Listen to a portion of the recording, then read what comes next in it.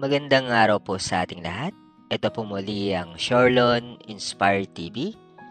So ngayong araw, pag-uusapan natin ay ang tungkol sa pagkadapa at pagbangon. Naranasan mo na bang madapa? Ilang minuto, ilang araw bago ka nakabangon? Sa buhay ng tao, dama at ranas natin ang mga bagay na yan. Sa pagkakadapa natin, sa mga problema at pagkakamali na ating pinagdaanan sa mga buhay natin. Minsan hindi natin alam kung paano bumangon dahil sa bigat ng problema na ating dinadanas. But always remember na kailangan mong bumangon. Dahil habang buhay ka, kailangan mong maramdaman at maranasan ang mga pait at sakit. Pero hindi ibig sabihin hanggang doon na lang. Hanggang doon na lang ang iyong buhay. Bumangon ka, kaibigan. Yan ang pag-uusapan natin ngayong araw na to. Let's go! Sa buhay ng tao, hindi maiiwasan ng mga pagkakataong tayo'y madadapa. Ang pagkadapa ay maaaring mga hulugan ng iba't ibang bagay. Maaaring ito'y pagkakamali sa trabaho, pagkabigo sa mga personal na relasyon o pagsubok na dulot ng mga hindi inaasahang pangyayari. Ang mahalaga ay hindi ang pagkakadapa mismo, kundi ang ating kakayahan na bumangon mula rito. Ang unang hakbang sa pagbangon mula sa pagkakadapa ay ang pagtanggap na ito'y bahagi ng ating paglalakbay. Hindi maiiwasan ng pagkakamali at kabiguan. At ito'y normal na bahagi ng ating buhay.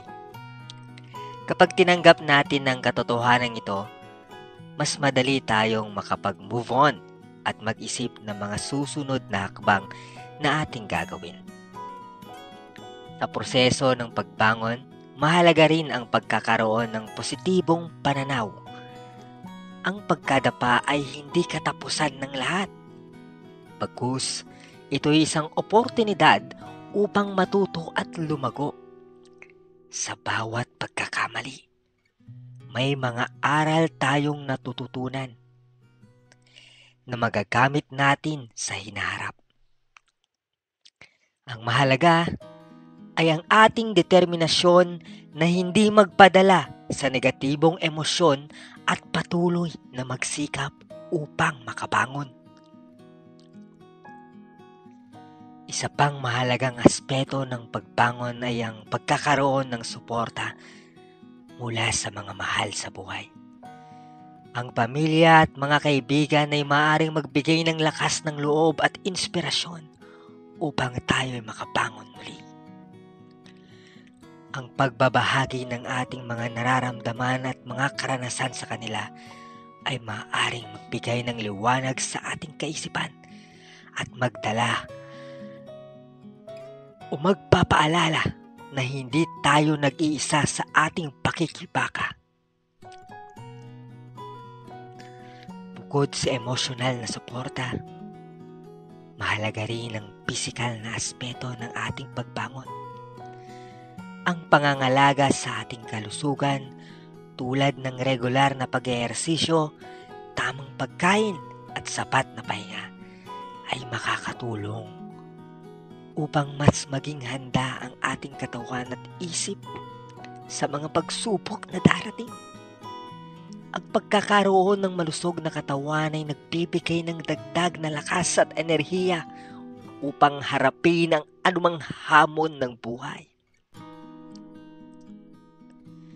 Ang pagkakadapa ay bahagi ng ating buhay na hindi maiiwasan. Ngunit ang pagbangon mula rito ay nasa ating mga kamay sa pagtanggap, pagkakaroon ng positibong pananaw, pagsuporta sa isa't isa, at pangangalaga sa ating kalusugan. Makakaya nating harapin at malampasan ang mga anumang pagsubok na darating. sa ating buhay. Ang bawat pagbangon ay nagpapalakas sa atin at nagiging daan tungo sa mas matatag at mas matagumpay na hinaharap.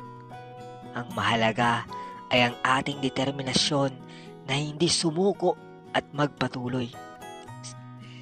Magpatuloy ka at magsikap sapagkat sa bawat pagkakadapa ay may pagkakataon tayong bumangon at maging mas mahusay na bersyon ng ating mga sarili. Ang susunod na hakbang sa proseso ng pagbangon ay ang paglikha ng plano at pagkakaroon ng konkretong mga hakbang upang maabot ang ating mga layunin.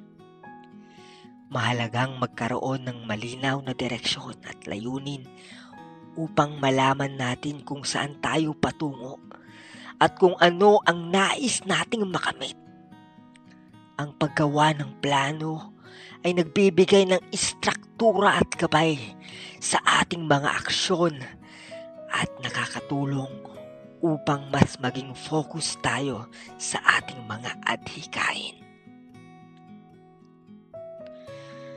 Ang pagkakaroon ng tamang mindset ay isa rin sa mga susi sa matagumpay na pagbangon. Ang pagpapanatili ng positibong pag-iisip at pagpapahalaga sa sarili ay mahalaga upang malabanan ang mga negatibong damdamin na maaaring magpabigat sa ating kalooban. Mahalaga ring maging mapagpasensya sa ating sarili. Ang pagbangon ay hindi isang madaling proseso at maaaring kailangan ng oras at pagsisikap. Sa bawat maliit na hakbang na ating ginagawa, tayo ay unti-unting lumalapit sa ating mga layunin.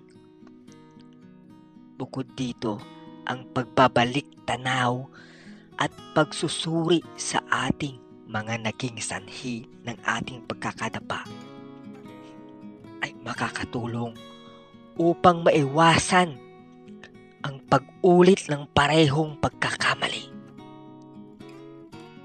Ang pagsusuri at pag-aaral mula sa ating mga karanasan ay nagiging gabay upang maging mas maingat at mas matalino sa ating mga susunod na desisyon. Kailangan nating maging matalino at maingat. Ang bawat pagkakamali ay nagbibigay ng mahalagang aral na maaari nating gamitin upang mas mapaunlad ang ating sarili. Hindi rin natin dapat kalimutan ang kapangyarihan ng pag-asa at pananampalataya.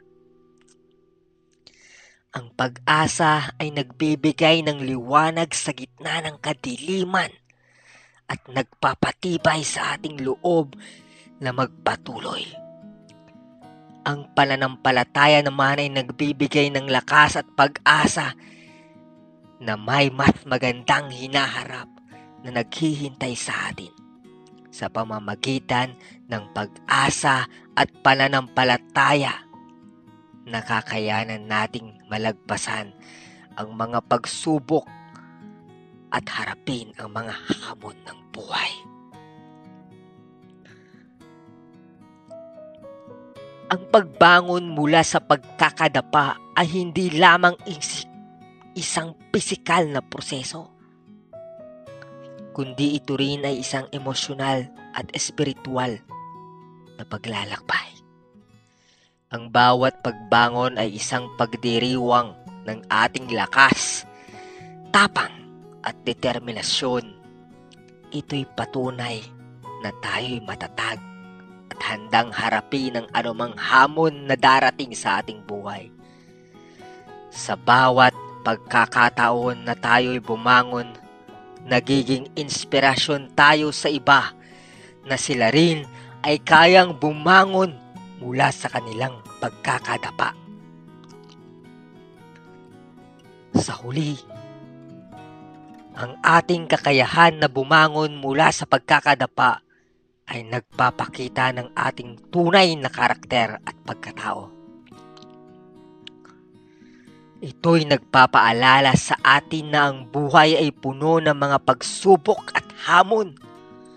Ngunit ang mahalaga ay ang ating kakayahan na magpatuloy at magsikap. Sa bawat pagbangon, tayo'y nagiging mas matibay, mas matalino, at mas handa sa mga hamon ng buhay. Ang pagkakadapa ay isang bahagi lamang ng ating paglalakbay.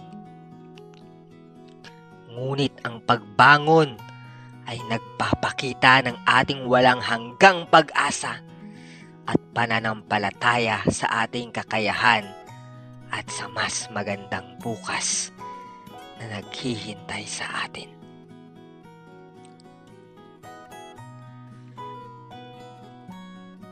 Sa ating topiko ngayong araw, alam ko kung ikaw man ngayon ay nakakaranas ng kalungkutan, kabiguan, problema o kahit anong paman na mabigat sa iyong damdamin, lagi mong isipin na kaya mong lagpasan, kaya mong bumangon sa pagkakadapa, kaya mong baguhin ang takbo ng buhay mo. Kung mabagal man ang pag-unlad nito, kung mabagal man ang iyong pagbangon, huwag mabahala. Dahil ang mahalaga, ikaw ay bumabangon, ikaw ay umuusad upang makatayo at may hakbang muli ang iyong dalawang paa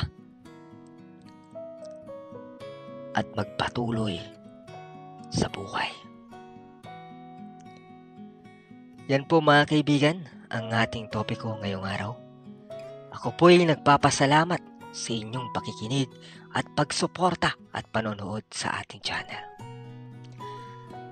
Ang Shorlon Inspire TV ay patuloy na magbibigay aral sa mga buhay nating mga tao.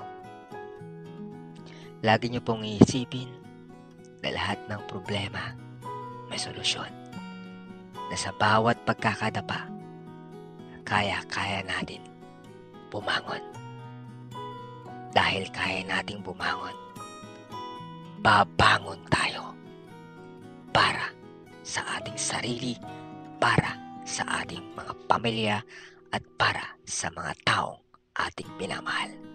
Muli, maraming salamat po at hanggang sa muli mga kaibigan. Paalam.